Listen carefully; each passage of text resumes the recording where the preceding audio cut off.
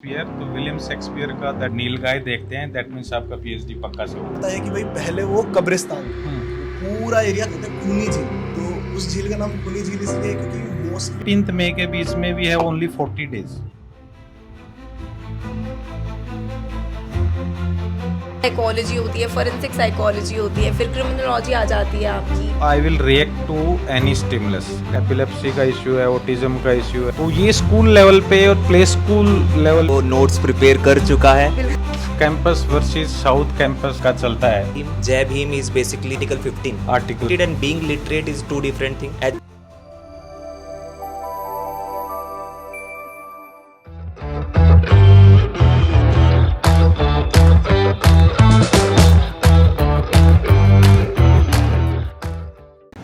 Janvi ma'am है। Jahnavi ma'am I got background in psychology, तो psychology से रिलेटेड आपसे समझेंगे। एक तो डीयू के top colleges, that is one. Two, psychology as a discipline and emerging career options in psychology, आपके व्यू में क्या क्या है।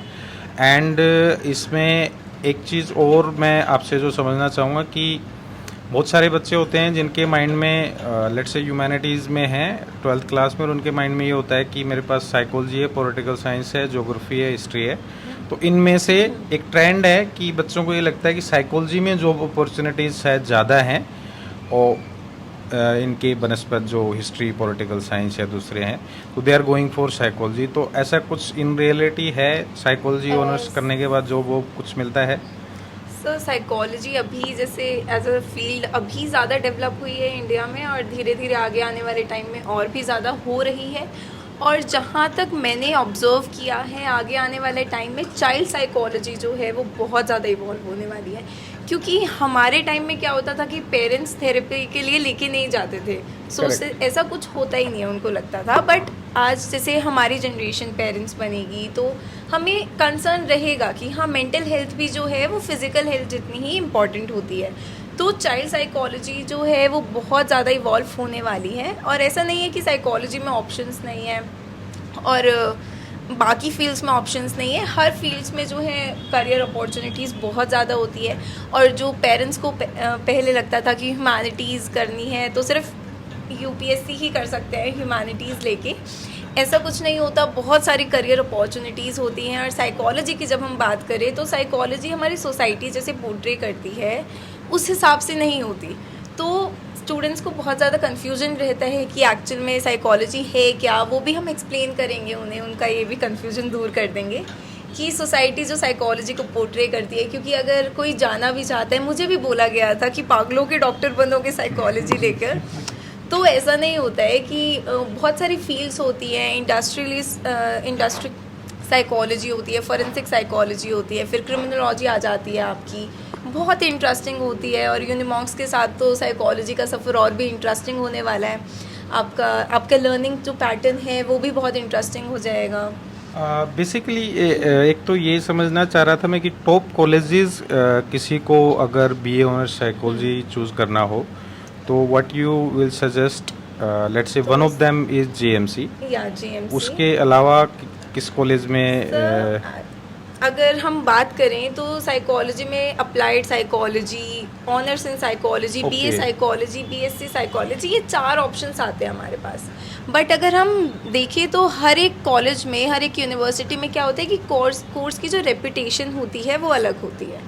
कि किसी में अप्लाइड अच्छा होता है, किसी में बीएससी साइकोलॉजी की रेपुटेशन जो होती है हाई होती है। एंड स्टूडेंट्स अगर देख भी रहे हैं, कोर्स को चूज़ कर रहे हैं, तो रेपुटेशन के साथ साथ वो क्या करिकुलम पे ध्यान दें। क्योंकि करिकुलम में क्या होता है कि इंटरेस्ट डिपेंड करता है स्टूडेंट का, कि कुछ करिकुलम तो सिमिलर होता है बट कुछ क्या होता है वैरी करता है university to university. And if student जो है उस पर ध्यान देगा तो क्या होगा कि वो अपने इंटरेस्ट से मैच कर रहा है। इंटरेस्ट से जब मैच करेगा तो ईजी। दूसरा चीज़ मैं ये समझना चाहूँगा आपसे मैम कि graduation let's say someone did BSc और बीए ऑनर्स इन साइकोलॉजी, उसके बाद काउंसलर बनने के लिए do we required a certification or UG degree is enough? Let's say if I did BA honors in psychology, now tomorrow if I want to open my clinic for counseling. So am I certified or I need to do something else? So of course masters is required. Masters is required, Yeah, and okay. PhD would be the best because क्योंकि training तो of course चाहिए रहेगी, and जितनी training होगी you can open your clinic after masters as well, but the training and experience is required the most.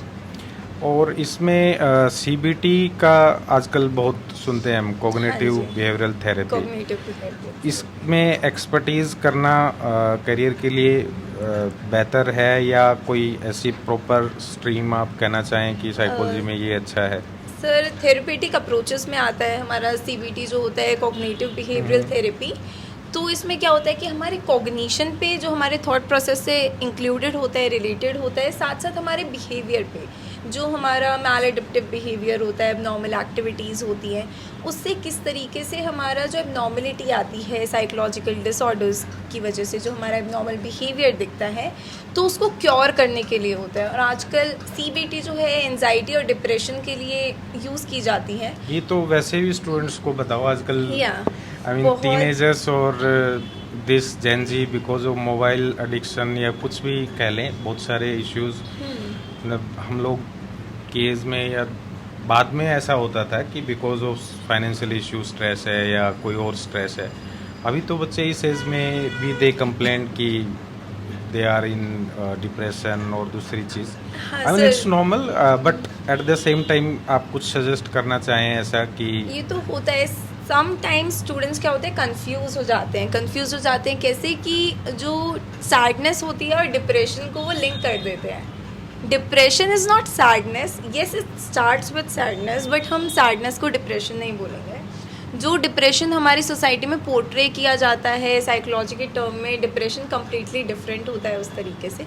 काफ़ी terms होती हैं, जैसे लर्निंग का यूज़ करते हैं हम, लर्निंग याद करने को बोल देते हैं, बट साइकोलॉजी में देखें तो लर्निंग बहुत तरीके की होती है। क्लासिकल कंडीशनिंग आ जाती है उसमें, ऑपरेंट कंडीशनिंग आ जाती है। तो साइकोलॉजी एक बहुत वास्ट फील्ड है जिसमें अगर हम नॉर्मल एक्सपीरियंसेस को उससे लिंक करें तो हम कर सकते हैं। अब जैसे टीनेजर्स हैं वो बहुत इशू फेस करते हैं एंजाइटी का, बट उसका रूट कॉज क्या हो सकता है? उसका रूट कॉज उनका कैफीन इंटेक भी हो सकता है। यस यस, कि एग्जामिनेशन से पहले क्या होता था सर, हम सुबह उठ के पढ़ते थे। ये चीज़ आपने जो कैफीन इनटेक वाली हाँ बात जी। बोली है, सब्सटेंस अब्यूज़ है, दूसरे और फैक्टर्स है, लेकिन इसके अलावा सोशो इकोनॉमिक एनवायरनमेंट के जो स्टिमुलस हैं वो भी बहुत ज़्यादा रोल प्ले करते हैं कि हाउ यू रिएक्ट टू। शायद एक साइकोलॉजी काफका जी या ऐसा कुछ नाम था उनका, तो ही रोट अ लाइन कि the only thing that you can not take from my side is how I will react to any stimulus. Let's say आप मुझे फांसी भी दे रहे हैं तो मैं कैसे रिएक्ट करूँगा, you can not take that thing, वो मेरे पास ही रहेगी। Maybe I will smile like Bhagat Singh और maybe I will cry, और कुछ भी मैं करूं तो वो रिएक्शन मेरे हाथ में है, उसको कोई दूसरा ले ही नहीं सकता। तो ये चीज़ शायद लाइफ में हर इंसान को समझने की ज़रूरत है। कोई कहता नहीं इसने मुझे गुस्सा दिलाया, तेरे पास था वो डिसीजन कि तू इस समय कैसे रिएक्ट करेगा, एंड हम उस स्टिमुलस का जो रेस्पॉन्स देते हैं उसका भी हम प्रयास करते हैं कि सामने वाले पे उसका वो डाल दें कि भी इसने ऐसा बोला इसलिए मैंने ऐसा किया। तो socio economic environment as a stimulus भी बहुत बड़ा रोल प्ले करता है। लेट्स से जो पॉवर्टी में है, I have seen life at slums, तो कहीं ना कहीं इवनिंग टाइम में फाइट और वो सब इतना कॉमन हो जाता है। हम कैंपस कैफ़े में एक पॉइंट हर शो में रखेंगे किसी एक सब्जेक्ट को लेके कि उसमें एमर्जिंग करियर ऑप्शंस क्या हैं। आज बाई चांस फ्लो में हमने साइकोलॉजी को स्टार्ट कर दिया है। तो in my view psychology as a counselling field is emerging in India. Particularly reason behind is the demographic structure that we have. As of now, large population is into, let's say, millennial population, जो कि young structure में बल जाए पूरा. So this population now will transit towards old age. तो एक तो geriatric psychology जो है, जो एक old age केयर होता है, उनका अलग इश्यूज होते हैं, डिमेंशिया है या कुछ बोलने अल्जाइमर है लेट्स से, तो भूलने से रिलेटेड इश्यूज रहते हैं उनकी दूसरी केयर होती है। तो there are counsellors and they have people कि वो पर्टिकुलरली जाके उनका बैंक का काम करना, दूसरी चीज़ें करना, उनका मेडिसिन का देखना, वो सब एज ए पीए संभालते हैं। तो ये जो पॉपुलेशन अभी है और ये उस तरफ जाएगी तो जेरियाट्रिक साइकोलॉजिस्ट की बहुत डिमांड होने वाली है इंडिया में। सेकंड थिंग, चाइल्ड साइकोलॉजी जैसा मैम ने बताया, उसमें भी पर्टिकुलर लर्निंग बिहेवियर एंड जो माइलस्टोन अचीव करने वाली चीज़ें हैं। मिलेनियल्स अपने बच्चों को या जेनजी अपने बच्चों को ज़रूर लेके जाएंगे, तो आने वाले समय में इसमें बहुत अच्छा स्कोप है। एंड डिलेड डेवलपमेंट हो रहा है, एपिलेप्सी का इश्यू है, ऑटिज्म का इश्यू है, ADHD है, OCD है। तो ये स्कूल लेवल पे और प्ले स्कूल लेवल पे या आपकी मैम पॉइंट आउट करके पेरेंट्स को बता देती है कि आपके बच्चे को ADHD है या ये थोड़ा स्लो है या इस तरह का इश्यू है या इसका डिलेड डेवलपमेंट है, जो लेट्स से 5 ईयर की एज में एक बच्चा अचीव कर लेता है, वो ये 8 ईयर तक भी नहीं अचीव कर पा रहा है। लेट्स होल्डिंग समथिंग या पेन होल्ड करके लिखना, वो सारी चीज़ें। तो डिलेड डेवलपमेंट और ये माइलस्टोन जो अचीव करने वाली चीज़ है, उसमें बहुत स्कोप है साइकोलॉजी के अंदर।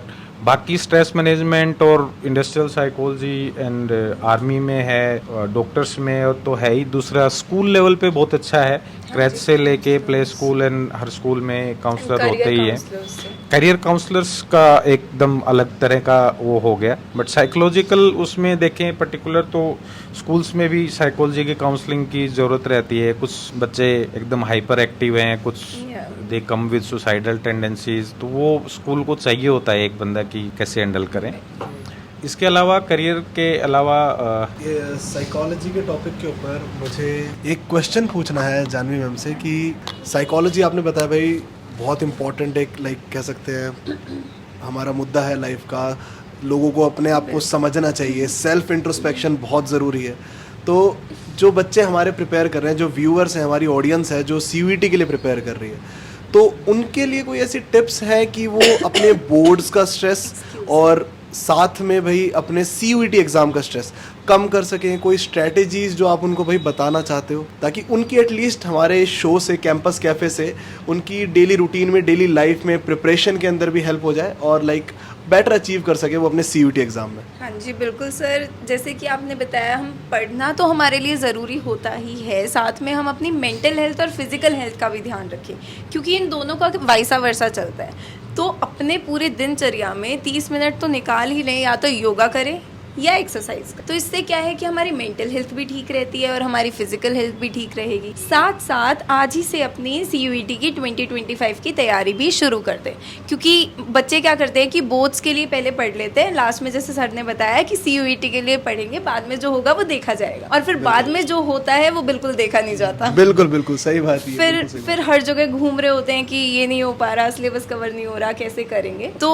अभी से जो है वो तैयारी शुरू कर दे, प्रॉपर शेड्यूल बना के करें। और जिनका बोर्ड्स का सिलेबस जो CBSE बोर्ड से नहीं है, ICSE और स्टेट बोर्ड से है, तो उनका थोड़ा सा करिकुलम जो है वो अलग होता है। तो क्या करें उसके लिए कि अपने आवर्स डिवाइड कर लें कि मॉर्निंग में जो है वो CUET के लिए पढ़ेंगे, इवनिंग में जो है वो बोर्ड्स के लिए पढ़े। तो इससे क्या है, एक रूटीन बन जाएगा। जब प्रॉपरली और वीकली टारगेट्स रखेंगे तो लास्ट में बर्डन नहीं आएगा। अब हम चंक में पढ़ेंगे, इसको साइकोलॉजी में टर्म बोलते हैं, मेमोरी में चंकिंग, कि हम थोड़े थोड़े हिस्से में पढ़ते हैं। तो क्या होता है, वो चीज़ जो है वो हमें जल्दी याद हो जाती है और देर तक याद रहती है, लॉन्ग टर्म मेमोरी में स्टोर हो जाती है। तो क्या है, इससे हमें स्ट्रेस नहीं बढ़ेगा, और ये एक लाइफ स्किल भी है जिससे स्ट्रेस मैनेजमेंट हो जाती है हमारी। तो मेन चीज़ यही थी हमारे सभी व्यूअर्स के लिए, बच्चों के लिए जो CUET को टारगेट कर रहे हैं। ठीक है, बोर्ड्स वालों के लिए जो CBSE बोर्ड्स हैं उनके लिए तो बहुत ईजी है, उनका 80% सिलेबस है जो बोर्ड्स का, वो एज इट इज CUET में आने वाला है। आपको सिर्फ 20% सिलेबस एक्स्ट्रा कवर करना है अपनी CUET प्रिपरेशन के लिए। और मैम ने जैसे बताया कि भाई जो ICSE बोर्ड या फिर स्टेट बोर्ड वाले बच्चे हैं, तो वो चंक्स में अपने आवर्स डिवाइड करके, अपना रूटीन डिवाइड करके उसकी प्रिपरेशन अच्छे से कर सकते हैं।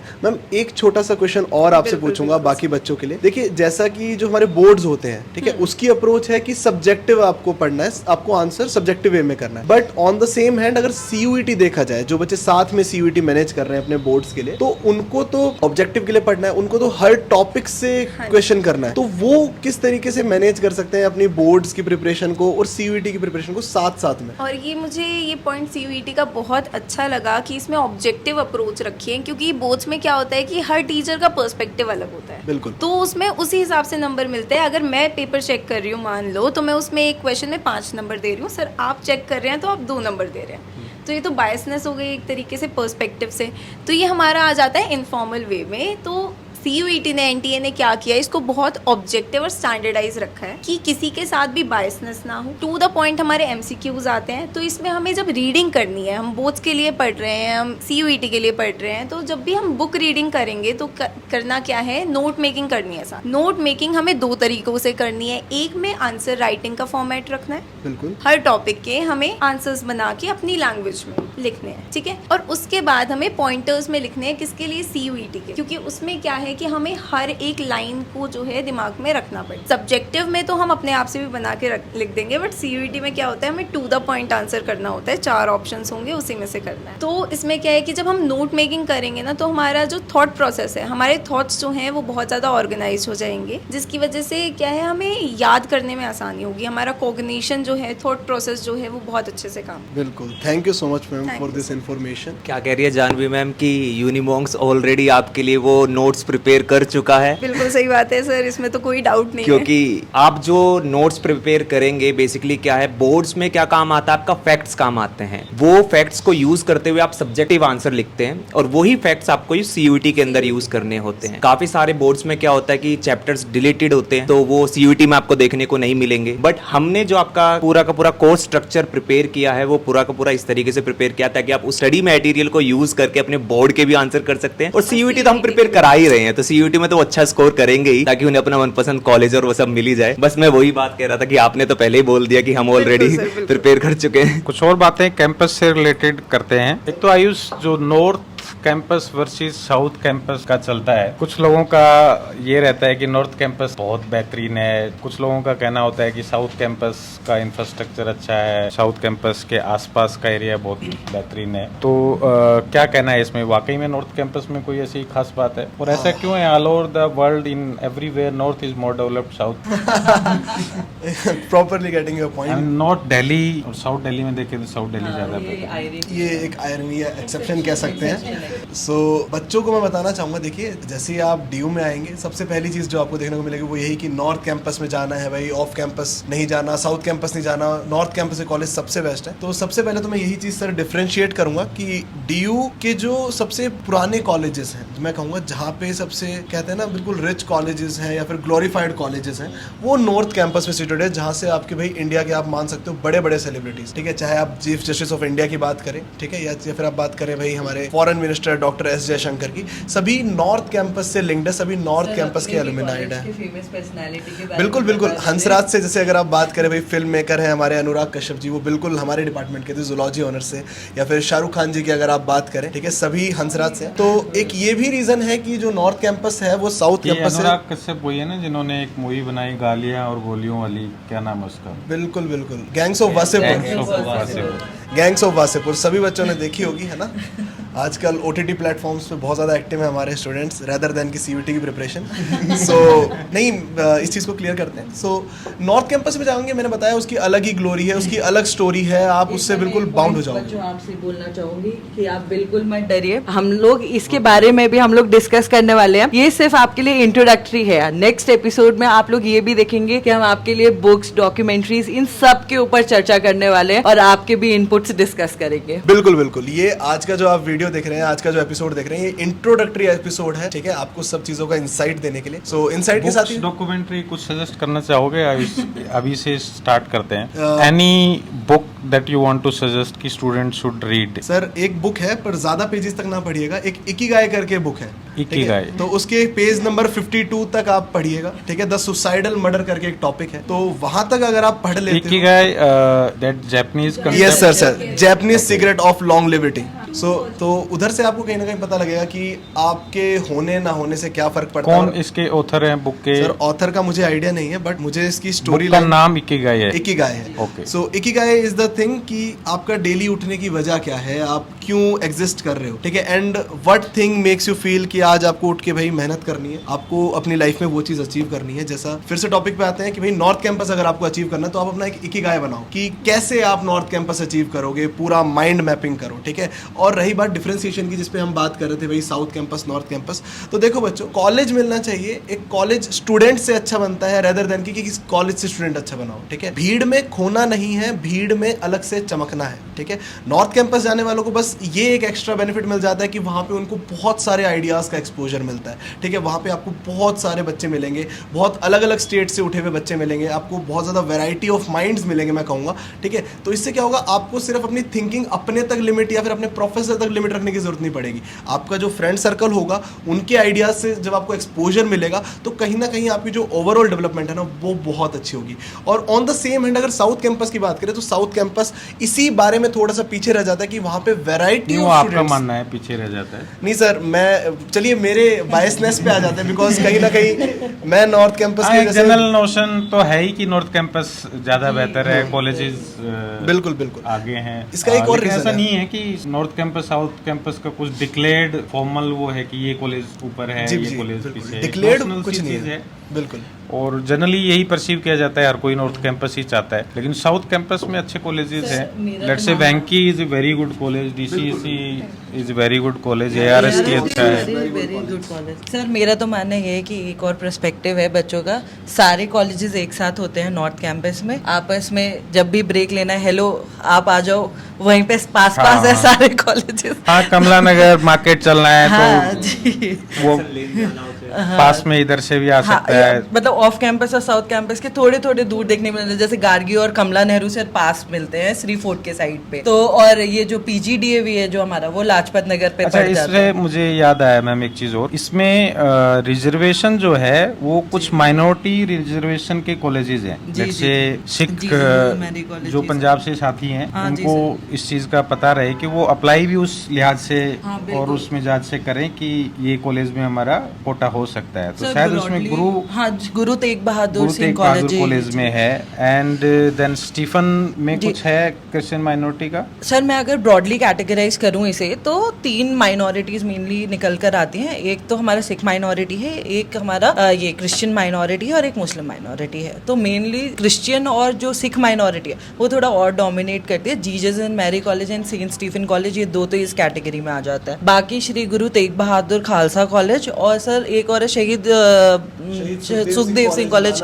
हाँ जी सर, ये 3 कॉलेजेस और सिख माइनॉरिटी में आ जाते हैं। तो माइनॉरिटी वाले जो स्टूडेंट्स हैं वो स्पेशली इसमें कर सकते हैं। और जो हमारे वुमेन कैंडिडेट्स हैं सर, उनके लिए भी अलग से रिजर्वेशन है, अलग से बहुत फेमस कॉलेजेस हैं। जैसे कि आपने स्टार्टिंग में बताया मिरांडा हाउस का, जो तो Miranda house is also women women's के कॉलेज। लिए डीयू में बहुत एज बहुत रहता है अच्छा। क्योंकि विमेन स्पेसिफिक कॉलेज हैं जिसमें मैन अलाउड ही नहीं है। जी। तो मिरांडा है आपका या And they are on LSR top. है, टॉप कॉलेज बुक्स वाली हम बात कर रहे थे, आपने हाँ, इका जी, गई बुक बताई। जी, कोई सर। वेब सीरीज जो रिसेंटली आयुष सर देख रहे हो या देखी हो आपने? वेब सीरीज देखने का अब तो टाइम नहीं मिलता है, बट अगर ऐसा तो नहीं है। प्रिपरेशन के लिए बच्चों को देखना है, लाइक अपने बारे में थोड़ा सा जानना है, तो एक वेब सीरीज है एस्पिरेंट्स करके, ठीक है, UPSC वाला जो है। यूपीएससी को टारगेट कर रही है। वो बच्चों ने देखी होगी, टीवीएफ बिल्कुल बिल्कुल देखी का होगी। बच्चों ने ऑलरेडी देखी होगी। तो एक वो वेब सीरीज़ मैं कहूँगा कि आप देखिए, उसमें जैसा आपका नॉर्मल लाइफ में आप फील करते हो, जैसा आपका नॉर्मल माइंड सेट होता है, डेली रूटीन होता है, तो कहीं ना कहीं वो भी दिखाता है और साथ ही आपको इस चीज़ के लिए भी इंस्पायर करेगा कि क्यों आपको अपना गोल अचीव करना चाहिए, कैसे अचीव करें। एक और है सर वेब सीरीज़, ये नीट और जेई वाले बच्चों के लिए ज़्यादा थी, कोटा फैक्ट्री करके। कोटा फैक्ट्री जो So, वो उसमें भी भी- बच्चों ने देखी होगी for sure। बिल्कुल, उसमें भी बहुत सारे मतलब ऐसे पॉइंट्स को भाई डिस्कस किया गया है, ऐसे चीज़ें दिखाई गई हैं जो बच्चों के साथ नॉर्मली होती हैं उनकी प्रिपरेशन के टाइम पे, एंड कैसे वो उस चीज़ से भाई आगे उभरते हैं और अपनी प्रिपरेशन को स्ट्रॉन्ग आप में करते से हैं। बुक्स वेब सीरीज कुछ सजेस्ट करना चाहो मनीष सर? सर बुक तो मैं एक सजेस्ट करना चाहूँगा, एक है book atomic habit. Atomic habit, yes. उस बुक में बहुत अच्छे से एक्सप्लेन किया गया है कि आप कैसे छोटी छोटी हैबिट्स अपनी बिल्ड करके वो एक कैरेक्टर में बना सकते हैं अपना, लाइफ लॉन्ग वो आपकी हेल्प कर सकते हैं। फॉर एग्जांपल यूएस नेवी के एक ऑफिसर थे, तो उन्होंने ये कहा था कि if you want to change the world you should start making of your bed. अगर आप कहते हैं कि मैं दुनिया बदल दूंगा तो वो भूल जाओ, सबसे पहले अपना सुबह उठकर बेड बनाना सीखो। जिस दिन तुम अपना बेड बनाना सीख जाओगे ये उस दिन बताओ तुम बच्चों को, कोई बेड बनाता नहीं है, मम्मी कोई बना रही कोई है। बेड नहीं बनाता, सुबह सो के उठेंगे सीधा निकल जाएंगे स्कूल के लिए या कॉलेज के लिए या कहीं घूमने के लिए, संडे होगा तो कोई उठ के This is बेड नहीं something very बनाएंगे। important that adolescent or teenagers at this age should start doing these things. Otherwise, when you will come to the campus, you will stay alone or with your roomie, wherein you will have to manage your life on your own. Yes, तो वो starting से अभी इस तरह का सीखें जो basic काम है। यस सर, क्योंकि एटॉमिक हैबिट में अगर मैं एक और बात करूं तो फॉर एग्जांपल अगर आप चाहते हैं कोई आपके वक्त की कदर करे तो आपको दूसरे के वक्त की कदर करनी पड़ेगी। तो उसके लिए आपको ये हैबिट बिल्ड करनी पड़ेगी सबसे पहले तो, कि आप जहाँ पे भी जा रहे हैं, किसी को टाइम दे रहे हैं कुछ भी, तो आप एटलीस्ट अपना वो एक बिल्ड कर ले कि छोटी छोटी हैबिट से कि हाँ मुझे ये करना है, तो वो आपका एक लाइफ स्टाइल बन जाता है कि छोटी छोटी चीज़ों से। और अगर आप वेब सीरीज की बात करेंगे तो अभी रिसेंटली एक वेब सीरीज आई है मामला गरम है। मामला गरम है। मामला गरम है। Okay. उसमें बेसिकली बताया गया है कि किस तरीके से जो लॉयर्स होते हैं वो स्ट्रगल करते हैं, जो फर्स्ट जनरेशन लॉयर्स होते हैं किस तरीके से स्ट्रगल करते हैं, क्योंकि सीयूटी के थ्रू बच्चे एलएलबी के लिए भी जाते हैं, लीगल स्टडीज सब्जेक्ट लेके, तो उनको लगता है कि अच्छा लॉयर बनूंगा, और बनते ही जाते ही तुरंत ओ मैं तो एकदम इंडिया का टॉप लॉयर और मेरे सामने तो चीफ जस्टिस ऑफ इंडिया भी नहीं खड़े हो पाएंगे। बट वो एक्चुअल रियलिटी बहुत अलग है जब आप जाते हैं, एक तरीके से वो रियलिटी एक्सप्लेन करता है। जोली एलएलबी पार्ट 1 और पार्ट 2 में भी it was very close to reality. Yes sir. Otherwise, Indian cinema have depicted the courtroom in such a way जो कि रियलिटी के कहीं आसपास नहीं है। और उसमें जज साहब के सामने रियलिटी जोली एलएलबी में आती है कि लैंप खींच के लिख sir. रहा है, कोई District उसकी courts का। सुन नहीं रहा है। एंड तो डिस्ट्रिक्ट कोर्ट्स में इस तरह की ही हालात होती हैं जिसमें एडवोकेट्स क्या जजेस खुद स्ट्रगल कर रहे होते हैं। You don't have that much of resources, you will have to take piles of file back at home, you will study till 2 AM। और जजेस के हालात खुद इतने खराब होते हैं तो वो मॉर्निंग में आके गुस्सा वकीलों पे ही उतारते हैं। And as a lawyer profession में इनिशियल उसमें वो बोलता है ये मूवी में कि ये क्या अपील को एप्पल लिख रखा है, तो इस तरह के लॉयर्स भी इस तरह के आते हैं, वो भी एक इशू है। दूसरी चीज ये है कि ट्रेनिंग के लिए जो सीनियर लॉयर्स हैं they are also not ready to open और लीव दैट हेजेमनी, जिसमें वो एकदम इंटर्न्स को दे डोंट इवन गिव 2000-3000 जिसमें थोड़ा ट्रेवलिंग का हो जाए। तो एंड काम भी सिखाने वाली जो चीजें ड्राफ्टिंग है, केस फाइल करना है, किस तरीके से अपीयर होते हैं, कैसे, वो सारी चीज सिखाने की बजाय सिर्फ ये है कि मैं सीनियर वकील हूँ, 6 जूनियर मेरे साथ में खड़े हैं फाइल लेके, तो वो एक माहौल बनता है कोर्ट रूम में। तो 5-6 साल स्टार्टिंग के मतलब 1-1.5 साल तो जूनियर को बिल्कुल कुछ सिखाने वाला नहीं, फिर 1-2 साल कुछ आपका है कनेक्शन या थोड़ा सोशल कैपिटल है तो शायद एडवोकेट आपसे सिखाना स्टार्ट करेगा। तो that could be a very good web series. I don't know the content, but इस तरह की स्ट्रगल अगर दिखाया है। 2 मूवी और सजेस्ट करना चाहूंगा। एक मूवी है आपकी Jai Bhim. Jai Bhim is basically based on article 32 habeas corpus writ. वो मूवी एक्चुअल आपको, अगर आप सोशियोलॉजी पढ़ते हैं तो आपको सोशल एस्पेक्ट के हिसाब से भी बहुत अच्छी है, और आपको अगर आप लॉ के फील्ड में जाते हैं तो उसके पर्सपेक्टिव से भी बहुत अच्छी है कि आपको आगे जाके किस तरीके से अपना एथिकल एटीट्यूड रखना चाहिए towards the society, towards the under privilege. तो वो मूवी भी मैं सजेस्ट करना चाहूंगा। और एक मूवी है आर्टिकल 15। आर्टिकल 15 ये 2 मूवी अगर आपने देख ली वो आपकी लाइफ चेंजिंग हो सकती मोमेंट हो सकता है, आपके अंदर एक एथिकल कैरेक्टर बिल्ड कर सकता है कि हाँ अगर मैं जा रहा हूँ सोसाइटी में तो क्या इंपॉर्टेंट है। ऐसे ही जो क्या नाम है मनीष सिसोदिया जी हैं, उनकी मैंने एक बार एक स्पीच सुनी थी, उन्होंने ये बोला था कि being educated and being literate is 2 different thing. Education आपने बड़े बड़े कॉलेजेस से बड़ी बड़ी डिग्रियां कर ली है तो आप जरूरी नहीं एजुकेटेड, आप लिटरेट हो सकते हैं। एजुकेशन कम्स विद एथिक्स, सो वो बहुत that's something very very important.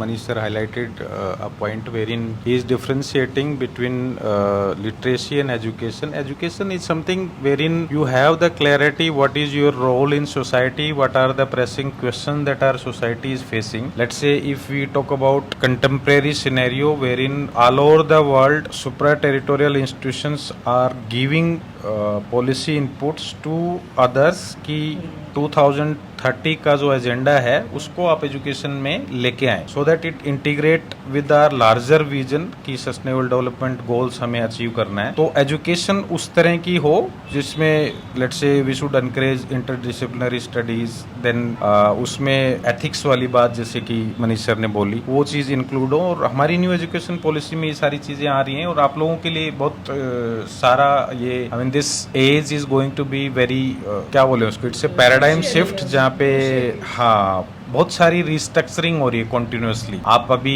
कभी बोर्ड खत्म होगा 10th वालों का, अब आगे जैसे आप 12th अभी आएंगे तो CBCS स्टार्ट हो रहा है, चॉइस बेस्ड क्रेडिट सिस्टम, जिसमें you will have to maintain your an academic credit bank. तो this is in one hand it is very good because you can choose your course and you can plan your path कि मुझे क्या क्या सीखना है, क्या क्या पढ़ना है।